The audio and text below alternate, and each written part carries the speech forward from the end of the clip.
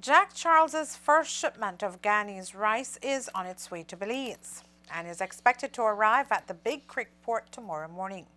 We are told that several small rice farmers are planning to prohibit at all costs the rice from being offloaded from the container. However, the Belize Chamber of Commerce and Industry has voiced its concerns in favor of the local rice producers.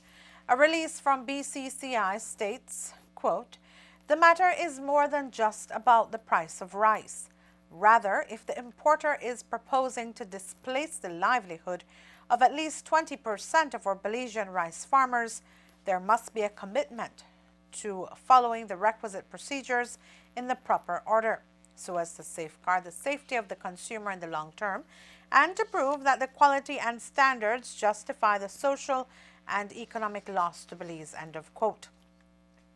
The importer is saying that he has the right to import rice into the country, since Belize signed on to the Treaty of Chaguaramas, which not only established the Caribbean community but also the CARICOM single market and economy, allowing goods to move freely in the region as a basis for internationally competitive production. However, Charles needs to get a permit from the Belize Agricultural Health Authority, and as at yesterday, we were told that he has not applied. The BCCI points out, quote, "In the case of food and beverages, even those from CARICOM countries, permits are often required, either for the protection of the local producer or farmer, and more often for the protection of the consumer. However, all required permits are to be applied for and issued in advance of importation, not when the product is sitting at the border.